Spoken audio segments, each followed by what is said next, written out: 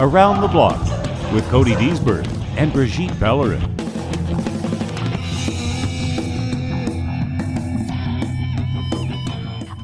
So, for this week, we want to talk, and this is an episode that we actually recorded a little while ago when we were in Windsor in the middle of what felt like 72 consecutive tournaments in the span of a month and a half. I'm exaggerating, but only slightly. And it is about competition, the traveling for competition, and why we keep doing what we do. Traveling to remote locales such as Windsor, Ontario, and staying in really luxurious hotels. I'm kidding, right? And why we keep doing the things we do. And I hope you enjoy. We are on the road. We are in Windsor, Ontario, otherwise known as the end of the world. Man, that was a long trip. This is something that you've been doing for a long time, being on the road trips. And seriously, it's been over 20 years, right? Yeah, it's at least 25. Do you ever get tired of being on the road like this? The road is very tiring, but you know, the end is the best part. And you come here for the tournament, obviously, for the competition. This is what the whole thing is about. It's all about the good vibes. What keeps you going on those long road trips? I mean, today from Ottawa to Windsor, if you've ever done that road, you'll know it takes approximately forever. There's traffic in Toronto. I mean, it's a long road. It's a beautiful road, but it just goes on forever. And it takes a full day out to come here. Then you compete one day, then it takes a full day out to go back. I mean, what keeps you doing these things after 25 years? Just the love of the sport. You can't really find this anywhere else, right? I mean, you yourself, you've been in competition before. I mean, for how long have you been competing for? About a year and 4 months. Yeah, and that's not a lot. It's not a lot in hindsight, but in the end, it's still what's keeping you going is keeping me going all these years too, right? Since the beginning, you know, I was a lot younger, so the hype was there for everything. You know, for going to the tournament, wanting to see the places, wanting to be on the road and stuff like that. The longer you've been on the road, you know, it's that becomes the harder part is the traveling. But really, the competition is still, you know, the best part about it, and it's the thing that keeps you coming back. Because I know we travel with the child, and when you were a kid, I know my 10-year-old certainly likes everything about this, coming to a hotel, being out of the house, not having to do schooling that day, not having your sisters with her, right? This is all fun for her. Every single hotel is great.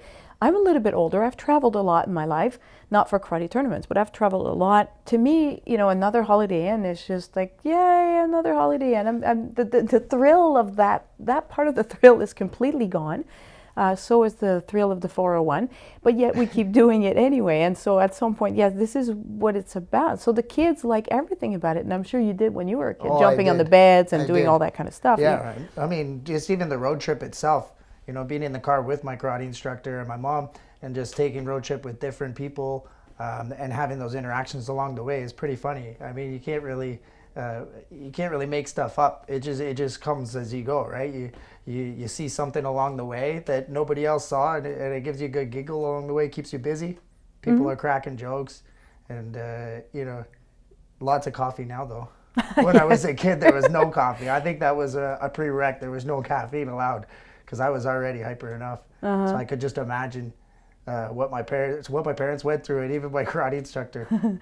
What did you learn? What do you remember learning? What was your best lesson or lessons that you learned from being on the road like this? Being on the road, you know, I think the biggest thing was I got an appreciation for what it takes to travel, especially with my mom. You know, my mom took me around a lot. My dad, he stuck around with my sisters and took care of the house and stuff while we were off on the road. But really, like, just as a young guy, I look back now and I kind of think about it, and it's funny the things that I learned, not just about the whole karate world, but just life, because we would be going out and I knew my family was back home. I knew it took a lot to get to these things. Money, time, effort. I mean, my parents had to take time. Well, my mom had to take time off of work to be able to get me there. And it was funny to think about, you know, at such a young age, how I actually caught on to some of that. You know, so when we were out eating, it was I made an educated decision as to what was good and what was excessive, you know, to try to do my part to help. Because, you know, there's a lot of people that go out and travel, a lot of kids, that go out and travel, And that's the best part for them. Is like, oh, I'm going to be able to go out and eat. You know, there's going to be all this great food. There's going to be this and that on top of everything. But when you're trying to make things work and your family's trying to make things work for you, at a young age, you know, it's hard to see, or it's funny to see that I was able to grasp onto that. And I think that's partly upbringing, but also being on the road so much and understanding what it takes to get there, right? Mm-hmm. Not just on my part, but on my parents. Now, other people travel for other reasons, right? There's a lot of competitive activities. Your kids may be in hockey, they may be in any kind of other sports or any other activity, chess tournaments. I mean, name it, right? It could be anything. A lot of people, we know this from being on the road on the weekend, there's a lot of people like us going places, doing things like that. And I'm sure they feel the same kind of pressure, time, money, etc. And wondering sometimes, is it really worth it to take my 9-year-old, take my 12-year-old again on the road, going to Windsor, going to Sarnia, going to Quebec City, going to wherever. What do you say to these parents saying, is it really worth continuing this? Am I just wasting my money? What am I doing? Is this the right thing for me to do? What do you say to them? Well, I would say that it'd be worth it if you're taking stuff back. I mean, that was part of the trip, was we would go to these competitions. The hype is there to go to the competition. You would compete, win or lose.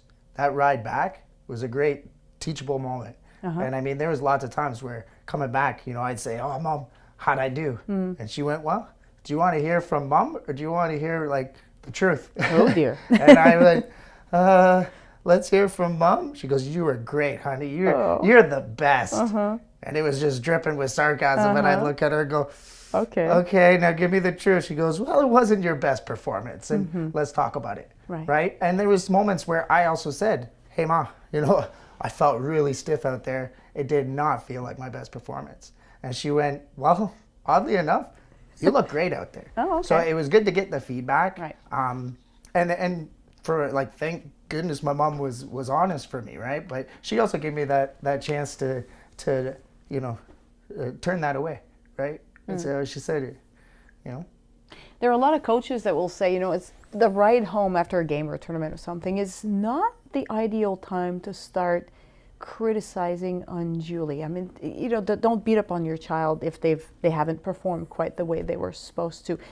But from your experience, you'd say, well, if it's done well, if I'm understanding this right, if it's done well, that's not a bad time to do it. It's a good time to teach the child because they're fresh off the competition. They remember what they've just done. If you wait too long, they will have forgotten exactly how they performed. Am I reading you right? 100%. And I mean, and it's something that I know my mom wasn't talking to me or at me. She was talking with me, and she was asking questions. I was really, she was the one that was helping me get out what I felt. You know, so it was a moment for me to release everything good or bad. That happened during that tournament, you know, and it wouldn't be just the competition side of things, because there's a lot more that goes into competing.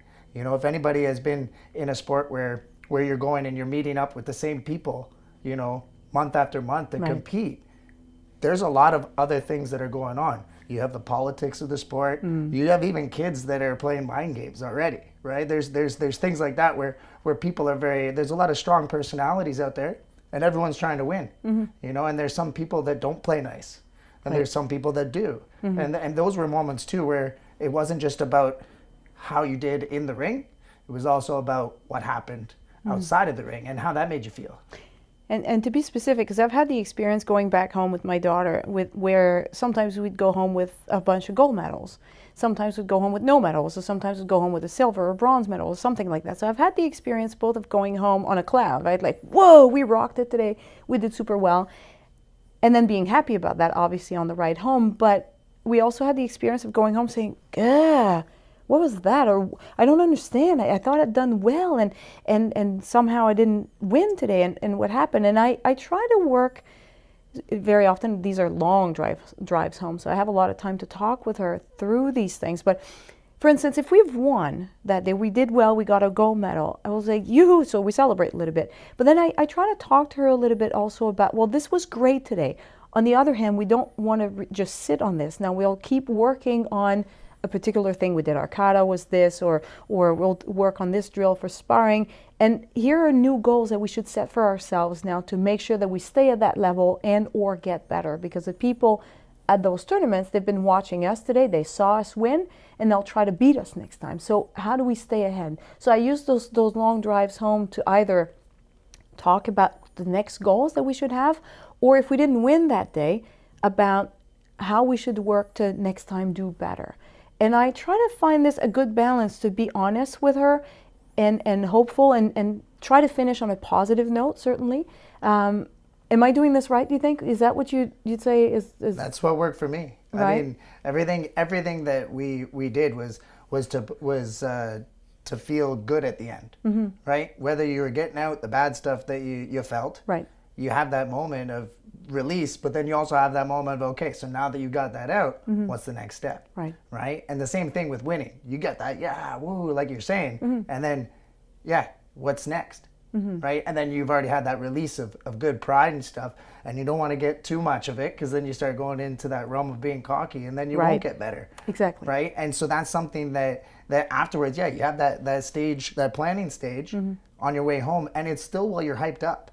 No matter you win or lose, you still have that good hype, that good vibe of you want to get back out there right away. Right. Right? I mean, anybody that's done a competition, you come out of it wanting to do more most times. Right? If you're a true competitor, that's where you want to go. You want to go back in right away and fix what you did, or beat everyone again, right? And it's just like, oh, I want to relive that again. So you have to have that hype to be able to plan for the next stage, and that's why I believe that the sooner you can get to them, the better. You know, because otherwise, I mean, how many times you leave an idea long enough, it manifests into whatever it is, right? And it might snowball into something that really, you know, if you're beating yourself up on it, you have more time alone to think about it. You have more time to beat yourself up on it, right? But if you have someone to talk to on your way home, like your parent, you know, someone who knows you the best, Right. and knows how you work, how you think, and be able to help you through that next step, it's gold. But you'd avoid it, because sometimes you see this with parents, and sometimes they're in bad advertising, or coaches have those videos telling parents what not to do. You wouldn't want to get in the car and say, well, what the heck was that? Or I'm not paying good money to see you not work or not perform at this level. You don't want to be that negative, no matter what the performance was. Never. Even when they went there and they just were kind of not really putting in the effort to compete properly. You don't want to talk like that. You don't want to be that negative, correct? If there's a bigger issue where, you know, say, like, I mean, we went through it, but if there's a bigger issue where you didn't put enough work into the training, and maybe you're starting to go down that path of, do you really want to be here? Right. That was never a conversation on the way home. That was something for later, Right. once we figured out the next plan, or once figured out the next goal. You know, you get home, you start working, but there was always a deal. There was always a plan.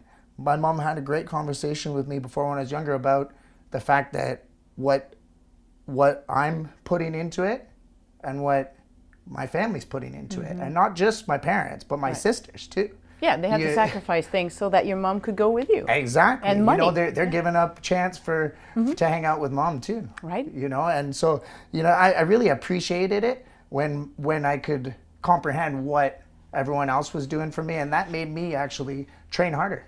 You know, because I didn't want to let down other people, but it wasn't for the fact that it would disappoint anybody. It was for the fact that it had to be equal. You know, there was that give and take relationship in our family, and everyone was really supportive of each other, and that was what it was built on. It was built on support, not on these negative vibes where it's, you know, if you don't win, if you don't do this, then, you know, we're not going to put the money out. It was, you know, you have to train if you want to do this, because these are the reasons, and it's up to you. You know, it was always my choice. You know, I got to thank my parents and my family for that. It was you know, freedom of speech was big in ours, in our family, and choice was a big one too. You know, and they were there to help us, guide us through the steps. You know, making smart decisions and smart choices and talking about it.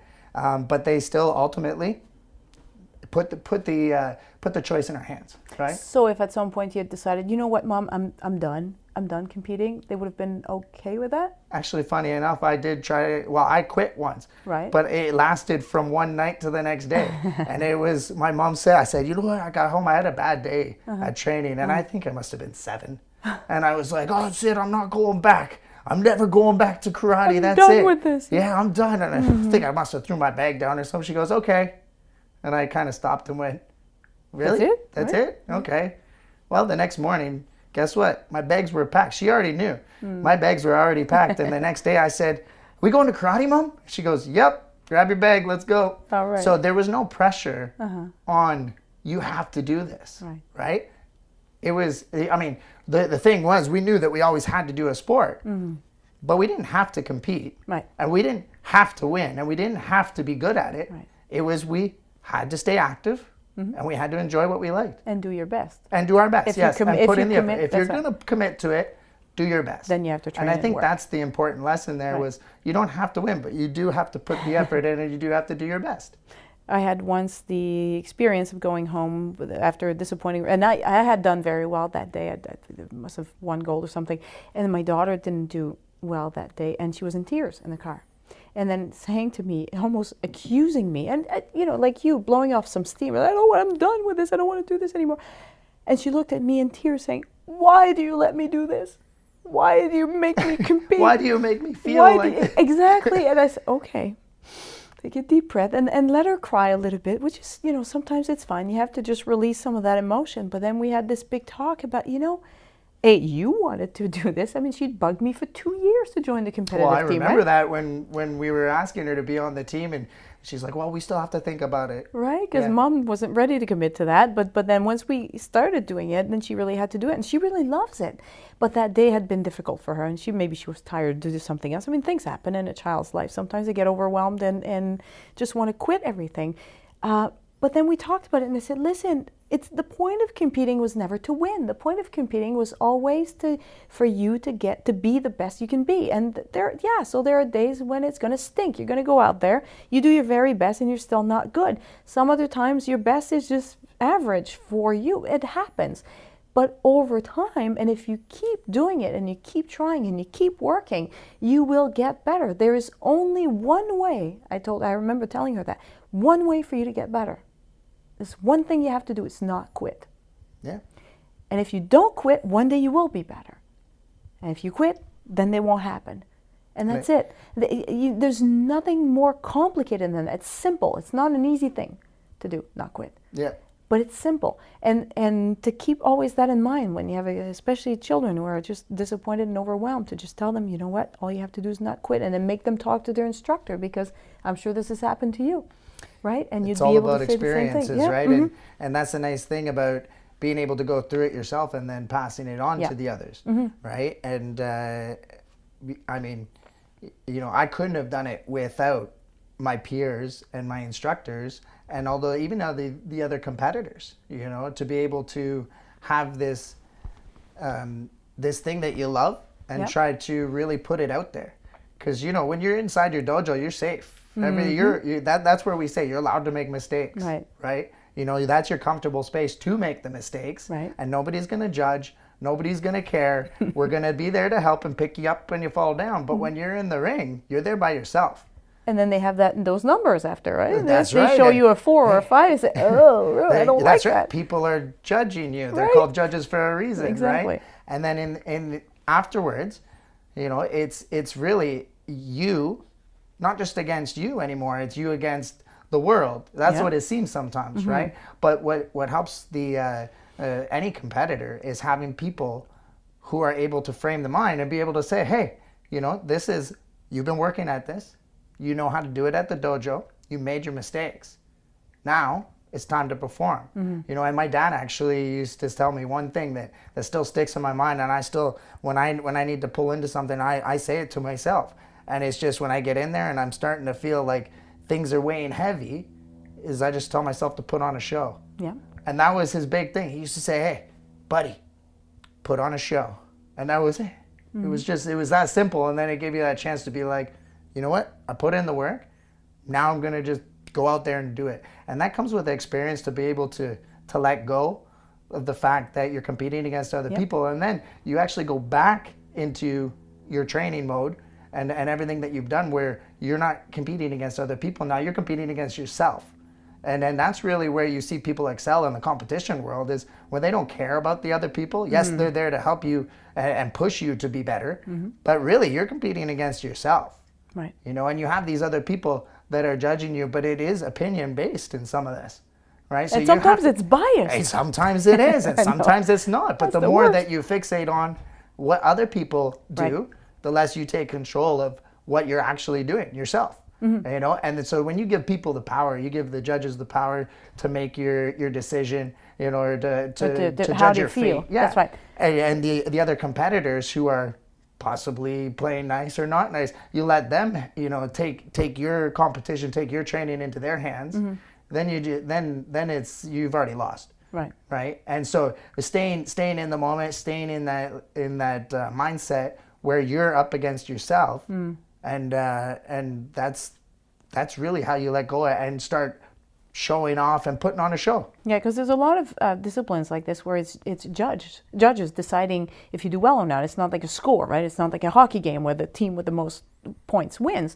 This is how the judges found your performance. And sometimes you go out there and your particular style does not appeal to the judges that day, and then you don't do as well as you think you should be doing. So how you react to that really, and that's up to you. I mean, you have to look at that and say, well, okay, so I didn't place today, I didn't score high enough because whatever reason the judges thought my performance was not what I thought it was. But ultimately, I have to be happy. Did I do the very best I know I can do? Did I really put it out there? Did I give a good show? Yes. Okay, so that's good. So I'm allowed to feel good about that. Then why do I think that they didn't like my performance versus that of the other kid who got better scores than me? And try to work on, focus on what you could do next time you meet up those judges, and to try and improve that score that day, but not beat yourself up because you didn't win that day even though you did the best performance you could do. Just to say sometimes it's opinion based, sometimes these judges prefer a certain style over another. Okay, it's not the world being unfair, it's just the world working as it does with human beings in it. And I just need to control my emotions, be proud of the work that I have done, but then at the same time look at how I could do better with these particular human beings next time I'm up against those same judges. And sometimes bad judging, if you will actually be your biggest motivator. Right. To do better. You know, that was one of the things that we worked on was, you know, if we said, oh, the judge is this, judge that, why did you give that judge a reason? Right. And it was, don't ever give them a reason. So what reason did you give them? Yeah. Right. And so when you start putting the blame on other people, it was good that I had these influences around me to be able to say, well, hold on a second, you know, let's take some ownership on this. Well, I had a little bit of a wobble or a little bit of, well, then that was a reason. There you go. You know, and so you're always looking for that perfect performance, but that also takes ownership. Like you have to take ownership to be able to put on your perfect performance, right? And so you're bringing it back onto yourself and taking control of what you do in the ring. And from that point, if you do that and you take control and you put out your best product, like you're saying, you put out your best effort, then you can't be upset, win or lose. Right. Right? Because you're happy with your performance, you're happy with what you do. And you have something to work on. Yeah, you have something to work on. I mean, and people that beat you, you always go back and you try to think, what did they have that I didn't? You know, first of all, did I give a reason? Right. Right? No, I don't think I did. Well then, what did that person have that I didn't, and what do I need to train to be able to be better than I was the day before? Exactly. And next time around to be ahead of the other guys and to beat them and get that gold medal because it's yours and you should force the judges to give it to you, right? Very practical things about being on the road. You've been on the road a lot, and especially for athletic competitions, obviously karate being pretty physical. Do you have anything that, like do's and don'ts about things you should do? Like obviously not partying until 4 a.m. the day before a competition. I think that one kind of goes without saying, but anything beyond that you'd suggest people should do or not do? Do what you, what makes you compete best. So, you know, you're saying don't go out, don't go out late, don't go party, Right. you know, and I mean, yeah, there's everything to excess will definitely, For sure. you know, hinder what you're trying to do. However, you know, there's some people who like to relax before the night. There's some people that like to be around other people the night before. Whatever puts you in your element is what I say you should do. Right. You know, if you're trying to put yourself to bed early because you have this mindset where you're like, I have to go to bed early, I have to eat well. And then you I lie have in to bed do- and don't sleep. You lie in bed and you stare at the ceiling the whole night. And now you're fixating on what's going to happen the next Right. day. That can't be good for you. No. You know, so I like a little beer myself. you know what? I like to have a beer myself too. But that's something where, you know, it comes with experience too of Right. doing the wrong things the night before too, where, you know, you're either too serious or you're not serious enough. So you're trying to find that happy medium and that's just experience. Yeah. And you can't teach that to other people No. other than because it's different for everyone. Well, there's obvious ones, like don't go get hungover, obviously, right? But, and try to get at least some sleep and eat decent, Yes. right? Yeah. These are basics. It's the basic stuff. That's right. Right. But in the end, whatever Yeah. you have to do, you know, I always say, compete like you train. Right. So you got to think like, do you put that much emphasis the night before you train? Well, if you do, then that's what you should be doing 100%. Right, where you put yourself to bed early, and if that's what makes you train the best, then that's you in your element. I used to do that my first tournaments up until maybe a couple of months ago when I started trying, 6 months ago, and decided maybe I'll have one beer instead the night before instead of nothing and just, you know, pure water and then go to bed. How did that I actually won. That was the first there you time go. I won. So now it's so your now I have a tradition. beer every time. And Yeah, there it's you become go. my new tradition because I was more relaxed, and being more relaxed, I slept better. Yep. I slept better. I felt better the next morning, had my good breakfast, went there, felt like $1 million, won. Ta-da, yay me. It doesn't work every single time, but I think I found a pretty decent little modus operandi, so I was happy with that. The last thing, unless you had anything else to add to this. No, Not so far? Okay. I think you hit it. I was talking to your mom, as I do sometimes, and she was just telling me about these experiences when you were young and this long road that you and her have been on together. And at the end, she said, you know what, despite, you know, because there's a lot of work, a lot of travel, a lot of money, a lot of time. Emotions. She said, I'm sure she won't mind my sharing this with everyone, I don't regret a single thing about it. And if you have any comments on that, please add them to this. But this is my comment as a mom. I'd like to say to everyone, because there are days when you don't know where this is going. Your child is good, but not, you know, you're looking at them thinking, are they ever going to make it? Are they ever going to be world champion, 8HL material, whatever, right? And then say, it doesn't really matter where they end up. I'm here with them on this journey to make the child better. And in our case, personally, because I'm competing too, so the two of us better at the same time together, focus on that experience and just enjoy it. And chances are, no, you won't regret that. Yeah, I mean, hey, that's pretty. You said it very well there. I'm trying to think of something Thank else you. to add on that, but really, it's live life with no regrets. You know, if you can live life with no regrets, you can be in the moment, and whether that's on the road or in the competition itself, that's it. That's life right there. Right, is no regrets and being in the moment, and that's where that whole experience carries over to not just the road and the travel and the competition and being there one-on-one, but that's what you take back with you too. And I mean, I'm sure you've heard me say it before, that's pretty much my mottos in life, right? Is to live in the moment and no regrets. And that's funny that you said that, because I actually I don't think I've heard my mom say that yet. So thank you. Maybe she says things to me that she won't say to you yet. Ruh-roh. We'll talk about more of that later. All right, thanks for that. Good luck tomorrow. Thank you, you too.